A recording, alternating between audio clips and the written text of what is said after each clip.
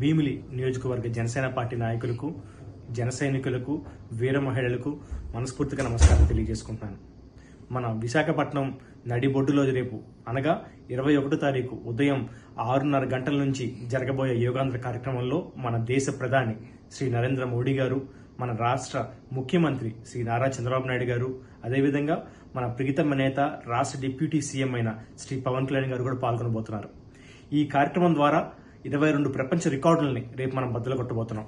కాబట్టి ఈ కార్యక్రమంలో జనసేన పార్టీ తరఫున ప్రతి ఒక్క నాయకుడు, ప్రతి ఒక్క వీర మహిళ, ప్రతి ఒక్క కార్యకర్త కూడా మీరు పాల్గొనటమే కాకుండా మీ చుట్టుపక్కల ఉన్న ప్రజల్ని కూడా 3 గంటలకల్లా, అంటే తెల్లవారుజామున 3 గంటలకల్లా బస్సులు ఎక్కించి వాళ్ళకి ఏదైతే నిర్దేశిత ప్రాంతం ఉన్నాయో ఆ ప్రాంతాలకు తీసుకురావాల్సిందిగా మనస్ఫూర్తిగా కోరుకుంటున్నాను.